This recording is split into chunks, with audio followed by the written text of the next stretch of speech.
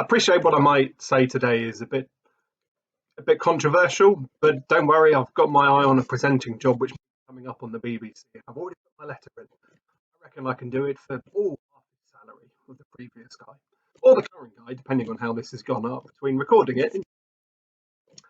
How do people know when you're tired? How do people know when you're hungry? If you're not on social media, how do people know when you're really cross about something? It's very easy for people to tell when we're tired, hungry, cross, upset, ecstatic, frustrated with the cat, or annoyed with the council for closing the school. And yet it's raining, not snowing. But how do people know that we love God? How do people know that we have God in us, that His Spirit is working in us? That's the challenge of today's verse in Ephesians. Paul's challenging us that as we've moved from darkness into the light and the love of Jesus, the light that is Jesus' love and God's ultimate forgiveness for us, so we should be bringing that same light to the dark. And goodness, doesn't the world seem very dark at the moment?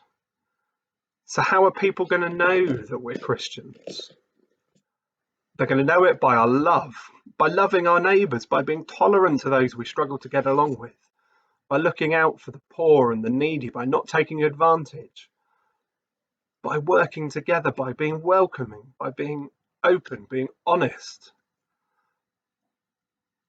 by trying not to go along with the banter in the office and the rude language that takes place, by not joining in picking on the one kid at school that no one seems to like, even if they are the headmaster.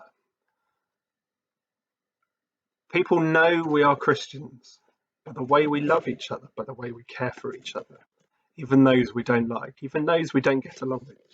And yes, even Liverpool fans getting on with Manchester United fans. I know that can be very difficult at times, but not after Sunday. Andrew, we feel your pain. So, to show we are Christians, we should live as though we are the light. We bring light. We bring Jesus' light to the world.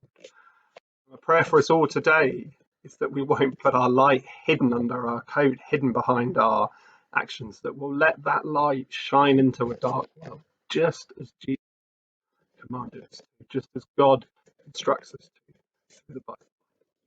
Amen.